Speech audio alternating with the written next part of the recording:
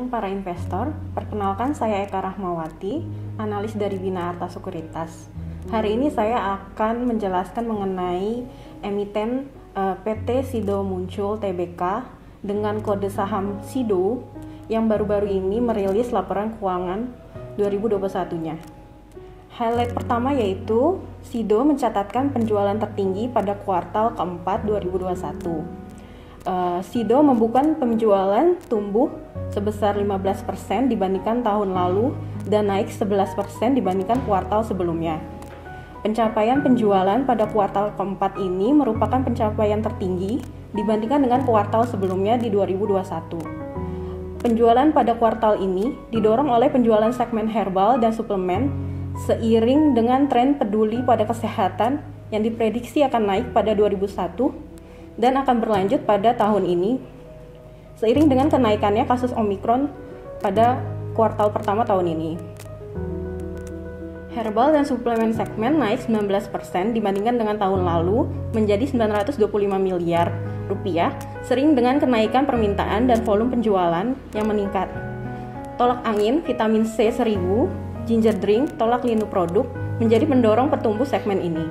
Sementara untuk F&B segmen naik tipis 2,6% menjadi 291 miliar rupiah pada kuartal keempat tahun 2021. Penjualan ekspor Sido mencapai target kontribusi sebesar 4% dari total penjualan seiring dengan membaiknya permintaan dan penjualan ekspor ke negara Nigeria dan Malaysia.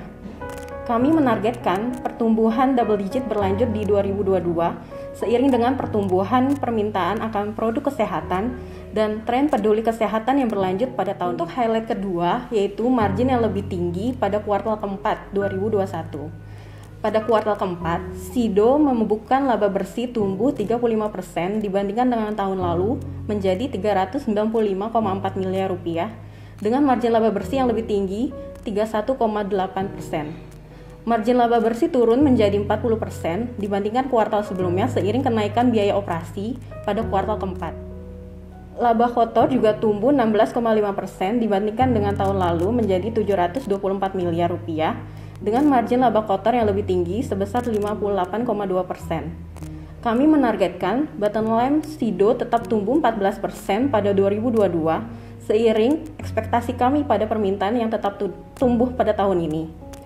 Untuk valuasi saham Sido, kami menargetkan harga saham Sido akan mencapai 1.200 dengan target PI sebesar 25 kali dalam setahun. Demikian pembahasan saham Sido untuk hari ini. Terima kasih.